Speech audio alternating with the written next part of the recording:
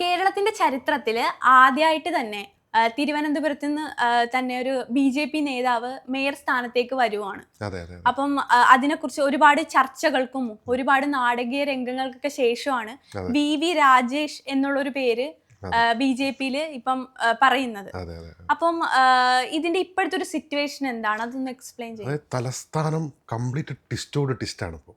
ഓരോ മണിക്കൂറിലും ടെസ്റ്റുകൾ ഇങ്ങനെ സംഭവിച്ചുകൊണ്ടിരിക്കുക. ഇന്നലെ കേട്ട വാർത്തകളല്ല നമ്മൾ ഇന്ന് കേൾക്കുന്നത്. ശരിക്കും പറഞ്ഞാൽ ഇപ്പോഴത്തെ നിലവിലുള്ള ഒരു അവസ്ഥ, 50 അംഗ മെമ്പർമാരാണ്, 50 കൗൺസിലർമാരാണ് സംസ്ഥാനത്ത് ബി.ജെ.പിക്ക് വേണ്ടി തിരഞ്ഞെടുക്കപ്പെട്ടിട്ടുള്ളത്. ഇതിൽ പാറ്റൂർ ഗോപാലകൃഷ്ണൻ എന്ന് പറയുന്ന ഒരു സ്വതന്ത്ര സ്ഥാനാർത്ഥി കൂടി സപ്പോർട്ട് ചെയ്തതോടെ കേവല ഭൂരിപക്ഷം അവിടെ കിട്ടി. ഇപ്പോൾ നടക്കുന്ന ഒരു സിനാരിയോ എന്ന് വെച്ചാൽ, നമ്മൾ ഈ തെരഞ്ഞെടുപ്പിൻ്റെ തുടക്കം മുതൽ തന്നെ ക്യാമ്പയിനിങ് ഒക്കെ നടക്കുന്ന സമയത്ത് തന്നെ മുൻ ഡി ജി പി കൂടിയായിരുന്ന ആർ ശ്രീലേഖയെ മുൻനിർത്തി അവർ കൗൺസിലർ ആവും എന്നൊക്കെ പറഞ്ഞുകൊണ്ടാണ് ഈ ഇന്നലെ വരെ അതായിരുന്നു കേട്ടോണ്ടിരുന്നത്. ശ്രീലേഖ വരും മുന്നിൽ. പെട്ടെന്നാണ് ഇങ്ങനൊരു പെട്ടെന്ന് ടെസ്റ്റ് ഉണ്ടായിരുന്നുള്ളത് സംഭവിച്ചു. അപ്പോൾ ഈ ഇലക്ഷൻ ക്യാമ്പയിൻ നടന്നപ്പോഴൊക്കെ ബി.ജെ.പി. മുൻനിർത്തിയ ഒരു സൂപ്പർ ഹീറോ, അതെ, ബി.ജെ.പിയുടെ ഒരു മുഖം എന്ന് പറഞ്ഞ് കാണിച്ചുകൊണ്ടിരുന്നത് ശ്രീലേഖനെയാണ്. അത് മാത്രമല്ല ഒരു സ്ത്രീ അവിടെ വരുമ്പം കുറച്ചും കൂടെ ഒരു അതായത് ആര്യ രാജേന്ദ്രന്റെ ഇതൊക്കെ നമ്മൾ കണ്ടതാണ്. ബി.ജെ.പിയുടെ അടുത്ത തവണ പ്രധാനമന്ത്രി വരുമ്പോൾ ബി.ജെ.പിയുടെ കൗൺസിലർ ആയിരിക്കും സ്വീകരിക്കുക എന്ന് പറഞ്ഞ് വളരെ നമ്മളെ സോഷ്യൽ മീഡിയ ഒക്കെ ആഘോഷിച്ച ഡയലോഗുകളൊക്കെ നമ്മൾ കണ്ടതാണ്. അപ്പോഴും എല്ലാവരും വിശ്വസിച്ചു ശ്രീലേഖ തന്നെ ആയിരിക്കും അവിടെ കൗൺസിലർ മേയറായി വരിക എന്നുള്ളത് പ്രതീക്ഷിക്കുന്നു. പക്ഷേ മണിക്കൂറുകൾക്ക് മുമ്പ് വലിയ ടെസ്റ്റ് സംഭവിച്ചിരിക്കുകയാണ്.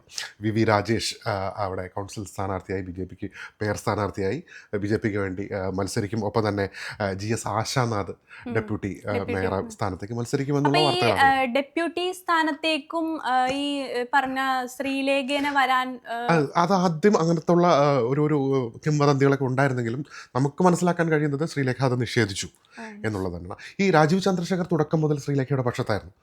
ശ്രീലേഖയെ മേയർ സ്ഥാനത്തേക്ക് കൊണ്ടുവരണമെന്നായിരുന്നു അദ്ദേഹത്തിൻ്റെയൊക്കെ ഒരു പക്ഷം. ഇന്നലെ ഡൽഹിക്ക് ഈ ചർച്ചകളൊക്കെ പൂർത്തിയാക്കി ഇന്നലെ ഡൽഹിയിലേക്ക് പറക്കുമ്പോൾ 2 പേരുകളാണ് രാജീവ് ചന്ദ്രശേഖരുടെ മനസ്സിലും അദ്ദേഹം കൊണ്ടുപോയ 2 പേരുകൾ. ഒന്ന് ആർ ശ്രീലേഖ, രണ്ട് വി രാജേഷ്. പക്ഷേ പിന്നീട് ഈ ഒരു സിനാരിയോ അവിടെ നടക്കുമ്പോഴാണ് അടിയന്തരമായിട്ടുള്ള കേന്ദ്ര നേതൃത്വത്തിൻ്റെ ഇടപെടൽ എന്ന് നമുക്ക് മനസ്സിലാവുന്നത്. എനിക്ക് തോന്നുന്ന ഒരു കാര്യം, ബി.ജെ.പിയുടെ ഒരു ഇത്രയും കാലത്തെ യാത്രകളിൽ തോന്നുന്നൊരു സാധനം എന്ന് വെച്ചാൽ, ശ്രീലേഖ ഒരു ബ്യൂറോക്രാറ്റായിരുന്നു. വി രാജേഷ് എന്ന് പറയുന്നത് കുട്ടിക്കാലം മുതൽ പാർട്ടിയിലൂടെ വളർന്നു വന്ന് ഒരു അതെ രാഷ്ട്രീയ നേതാവാണ് വി രാജേഷ്. അതായത് ബി.ജെ.പിയുടെ രാഷ്ട്രീയം കുട്ടിക്കാലം മുതലേ മനസ്സിലാക്കി അതിൽ പ്രവർത്തിച്ച് അതിലലിഞ്ഞ് ജീവിച്ച ഒരാളാണ് വി രാജേഷ്. ശ്രീലേഖ എന്ന് പറയുന്നത് ഒരു ബ്യൂറോക്രാറ്റാണ്. അവർ മികച്ച ഒരു ബ്യൂറോക്രാറ്റാണ്. എനിക്ക് ശ്രീലേഖയെ പറ്റി അറിയാമല്ലോ. ശ്രീലേഖ എന്ന് പറഞ്ഞാൽ എന്താ പറയാ, കേരളത്തിലെ ആദ്യത്തെ IPS കാരിയായിട്ടാണ് ആള് വന്നത്. അങ്ങനെ ഒരു പേരുണ്ട്. പിന്നെ അത് കഴിഞ്ഞ് ഒരുപാട് സ്ഥാനക്കയറ്റം കിട്ടി എന്തോ 2017 ആ ഒരു കാലഘട്ടത്തിലാണ് DGP ആയിട്ട് വരുന്നത്. കേരളത്തിലെ ആദ്യത്തെ വനിതാ DGP കൂടെ ആയിരുന്നു. പിന്നെയാണ് ഏകദേശം 2020 ആയപ്പം റിട്ടയർഡ് ആയി.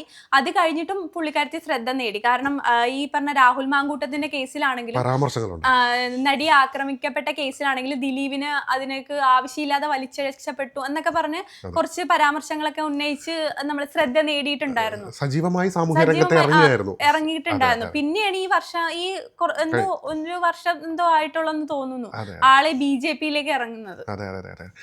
ഈ ഒരു ഇതിൽ നമുക്ക് മനസ്സിലാക്കാൻ കഴിയുന്നത്, ബി.ജെ.പിയുടെ നേതൃത്വം ചിന്തിച്ചിരിക്കുക ഒരു ബ്യൂറോക്രാറ്റിനേക്കാളും ഒരു പാർട്ടിയിൽ വളർന്നു വന്ന ഒരാളായിരിക്കണം തിരുവനന്തപുരം. കാരണം ബി.ജെ.പി കാത്തിരുന്ന ഒരു വിജയമാണ്, അല്ലെങ്കിൽ കേരളത്തിൽ ആദ്യമായിട്ടാണ് ഇത്തരത്തിലൊരു കൗൺസിൽ സ്ഥാനം ബി.ജെ.പിക്ക് ലഭിക്കുന്നത്. അപ്പോൾ അത് ഒരിക്കലും പാളിപ്പോകരുത്. കാരണം ലോകത്തിന് അല്ലെങ്കിൽ കേരളത്തിന് കാണിച്ചു കൊടുക്കണം, ഇന്ത്യക്ക് കാണിച്ചു കൊടുക്കണം എങ്ങനെ ഭരണം ഞങ്ങളുടെ കയ്യിൽ കിട്ടിയാൽ. പക്ഷേ ഒരു കാര്യം എന്ന് പറയുകയാണെങ്കിൽ, ഇപ്പം ഇവർ ഈ രാജേഷിനെ നിർത്തിയ സ്ഥാനത്ത് ഈ പറഞ്ഞ പോലെ ശ്രീലേഖയാണ് നിർത്തിയിരുന്നതെങ്കിൽ, ഇപ്പം ഒരു സ്ത്രീ വന്നു എന്ന് പറഞ്ഞു, കേരളത്തിലെ ചരിത്രത്തിൽ ആദ്യമായിട്ട് തിരുവനന്തപുരത്ത് ഒരു മേയർ സ്ഥാനത്തേക്ക് ഒരു സ്ത്രീ വന്നു എന്ന് പറഞ്ഞാൽ അതും ഒരു തിരുവനന്തപുരത്തിന്റെ ഒരു മുഖമാകാവുന്ന ഒരു കാര്യമായിരുന്നു. പക്ഷേ 2020 പാലക്കാട്, പന്തളം എന്നീ സ്ഥലങ്ങളിലെ ഉദാഹരണങ്ങൾ നമുക്ക് മുൻപിലുണ്ട്.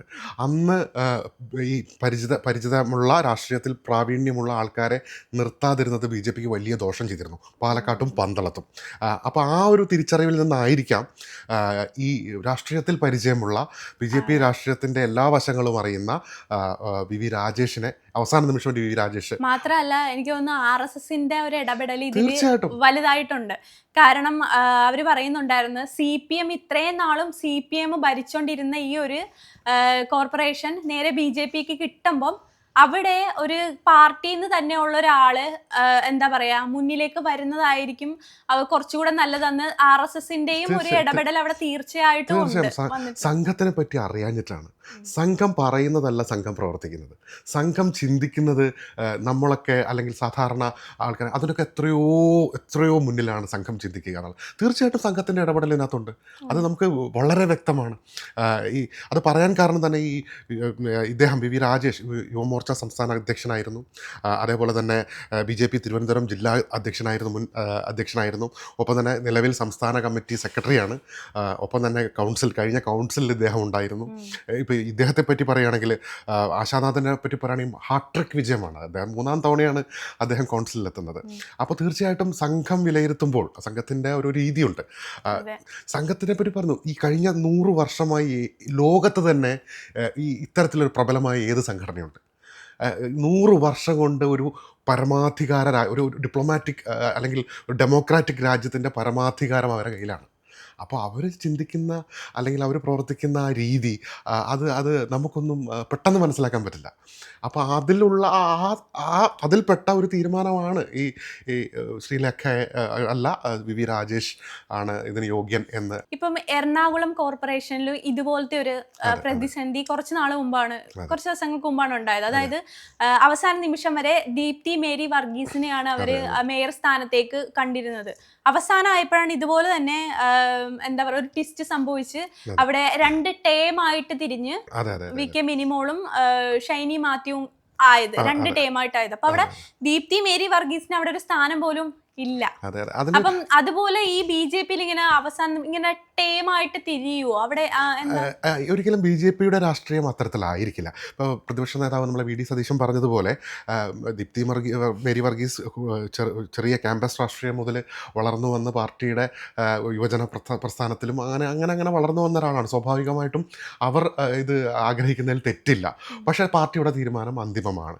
അപ്പോൾ പല അടിവലികൾക്കും ഒരു പാർട്ടി മറുപടി കൊടുക്കേണ്ടതുണ്ട്. പിന്നാമ്പുറ കാര്യങ്ങളൊക്കെ അതിനകത്തുണ്ട്. പക്ഷേ BJPയെ സംബന്ധിച്ച് അങ്ങനെ ആയിരിക്കില്ല. BJPയുടെ തീരുമാനം സംഘം, നേരത്തെ പറഞ്ഞ പോലെ സംഘം നിയന്ത്രിക്കുന്നതാണ്, RSS നിയന്ത്രിക്കുന്നതാണ്. അതൊരു കേഡർ സ്വഭാവമുണ്ട്. ഒരു കേഡർ അല്ലെങ്കിൽ അടുക്കും ചിട്ടയുമുള്ള ഒരു സംവിധാനമാണ്. ഒപ്പം തന്നെ ശ്രീലേഖ തഴഞ്ഞു എന്ന് പറയാൻ പറ്റില്ല.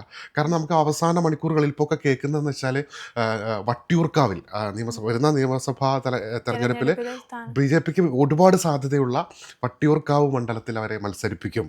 പക്ഷെ അത് ഇപ്പൊ വരുന്ന വാർത്തകൾ ഞാനും കേട്ടു, നിരാശപ്പെടുത്തില്ല, എന്താ പറയാ വരുന്ന നിയമസഭാ തെരഞ്ഞെടുപ്പിൽ ഇതുപോലെ തന്നെ വലിയൊരു സ്ഥാനം തന്നെ കൊടുക്കുമെന്ന് പറയും. പക്ഷെ ഇത് ഇപ്പോഴത്തെ ഈ ഒരു ഇത് ഒന്ന് ആറാൻ വേണ്ടിയിട്ടാണോ? ഒരിക്കലും ഞാൻ പറയാം, ശ്രീലേഖ ഒരു മികച്ച മിടുക്കിയായ ബ്യൂറോക്രാറ്റാണ്. അവർ ഭരണ ചക്രം തിരിച്ച ഒരു ബ്യൂറോക്രാറ്റാണ്. അപ്പോൾ അവരെ സംബന്ധിച്ച് ഈ വട്ടിയൂർക്കാവ് നിയമസഭാ മണ്ഡലത്തിലെ സീറ്റിനേക്കാളും വേറൊരു ഓഫർ കൂടി നൽകിയിട്ടുണ്ടെന്ന് നമ്മൾ അറിയുന്നുണ്ട്. ദേശീയ വനിതാ കമ്മീഷൻ അധ്യക്ഷ എന്നുള്ളൊരു സ്ഥാനത്തേക്ക് അവരെ പരിഗണിക്കാം. അത് സാധ്യമായില്ലെങ്കിലാണ് വട്ടിയൂർക്കാവിലെ സീറ്റ് എന്നൊക്കെയാണ്. സ്വാഭാവികമായിട്ടും ശ്രീലേഖയെ സംബന്ധിച്ച് പറയുകയാണ്, അവൾ തീർച്ചയായിട്ടും അത്തരത്തിൽ ദേശീയ വനിതാ കമ്മീഷൻ അധ്യക്ഷ അല്ലെങ്കിൽ അത്തരത്തിലൊരു പ്രബലമായ സ്ഥാനത്തിരുന്ന് BJPക്ക് വേണ്ടി അല്ലെങ്കിൽ രാഷ്ട്രത്തിന് വേണ്ടി പ്രവർത്തിക്കുന്നതാവും കൂടുതൽ ഉചിതമെന്ന് നമുക്ക് പറയേണ്ടി വരും. അതെ. പിന്നൊരു കാര്യം എന്ന് വെച്ചാൽ ഇപ്പൊ ഞാൻ നേരത്തെ പറഞ്ഞ പോലെ ഈ ദീപ്തി മേരി വർഗീസിന് ഇതുപോലെ സ്ഥാനം കൊടുക്കാത്തതിന്റെ പേരിൽ അവിടെ പാർട്ടിയിൽ ഒരുപാട് ഇപ്പോഴും വഴക്കുകളും അതും ഇതൊക്കെ നടക്കുന്നുണ്ട്. അപ്പൊ അതുപോലെ ഇപ്പൊ ഈ ഒരു സന്ദർഭത്തിൽ ഇനി ഈ പാർട്ടിയിലും ഭിന്നതകളും ഒക്കെ ഉണ്ടാകാൻ ചാൻസ് ഉണ്ടോ? അത് BJPയിലെ ഗ്രൂപ്പ് പോരുകൾ എല്ലാ പാർട്ടിയിലും ഗ്രൂപ്പ് പോരുകളുണ്ട്. പക്ഷേ നമ്മൾ ബാക്കിയുള്ള സ്ഥലത്ത് കേൾക്കുന്നത് പോലെ വലിയ പ്രകടനമൊന്നുമല്ല. ഇവരത് ഒത്തുതീർക്കാറുണ്ട് പല കാര്യങ്ങളും. അതും സംഘം എന്ന് പറഞ്ഞ ഒരു ഒരു നട്ടല് പുറകിലുള്ളപ്പോൾ ഈ അടി പാർട്ടി ഗ്രൂപ്പ് പോരുകളൊന്നും അല്ലാതെ ഒന്നും അങ്ങനെ നമ്മൾ ഇന്ന് വരെ അങ്ങനെ കേട്ടിട്ടില്ല. ഇപ്പോൾ ഈ ശ്രീലേഖയുടെ കേസ് പറയുകയാണെങ്കിൽ തന്നെ രാജീവ് ചന്ദ്രശേഖർ തുടക്കം മുതൽ തന്നെ ഇതിന് അനുകൂലമായിരുന്നു. ഇവരെ മേയറാക്കണം എന്നുള്ള കാര്യത്തിന് ആണ്. ഇപ്പുറത്ത് നമ്മൾ നോക്കുകയാണെങ്കിൽ മറ്റേ കെ സുരേന്ദ്രൻ പക്ഷവും ഒക്കെ മുരളീധരൻ പക്ഷവും ഇതിനെ തുടക്കം മുതൽ എതിർത്തിരുന്നു. കാരണം അവരൊക്കെ പാർട്ടി BJP പാർട്ടി നേതാക്കന്മാരാണ്. അപ്പോൾ ആ ഒരു എതിർപ്പ് വിജയിച്ചു എന്ന് വേണം കരുതാൻ.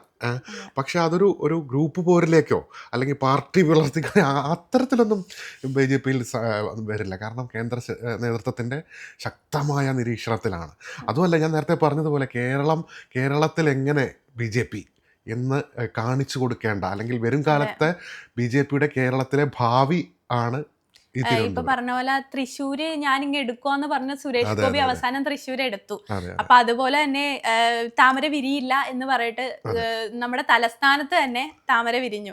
അപ്പൊ ഇനി വരുന്ന നിയമസഭാ തെരഞ്ഞെടുപ്പില് അപ്പം അത് വലിയൊരു സാധ്യതയായിട്ട് കാണുന്നുണ്ടോ കേരളം പിടിച്ചെടുക്കാൻ BJP? അതൊന്നും അത്ര പെട്ടെന്ന് സാധിക്കുമെന്ന് തോന്നുന്നില്ല. കാരണം BJPയുടെ ഈ ചില നിലപാടുകളൊന്നും കേരളത്തിൻ്റെ ഭൂരിപക്ഷം പ്രദേശത്തും അംഗീകരിക്കപ്പെടുന്നില്ല.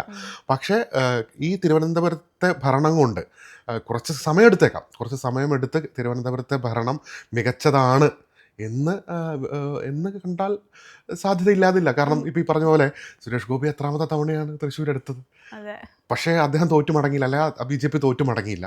കൃത്യമായ ഒരു ഹോംവർക്കും ജനസേവന പ്രവർത്തനങ്ങളും ഇപ്പോൾ ശക്തൻ സ്റ്റാൻഡിലേക്ക് ചെന്ന് നോക്കിയാൽ വളരെ വ്യത്യാസം. ഒരു 5-10 വർഷം മുമ്പുള്ള ശക്തൻ സ്റ്റാൻഡോ തൃശ്ശൂരോ ഒന്നും അല്ല ഇപ്പോൾ ഉള്ളത്. തൃശ്ശൂരൊക്കെ വളരെ ഇപ്പം നമ്മളെ മെട്രോ തൃശ്ശൂരേക്ക് നീട്ടുമെന്നൊക്കെയാണ് പറയുന്നത്. അപ്പോൾ അവരുടെ ദീർഘവീക്ഷണം വലുതാണ്. തീർച്ചയായിട്ടും സംഘം ഇതിൻ്റെ പുറകിലുണ്ട്, RSS ഇതിൻ്റെ പുറകിലുണ്ട്.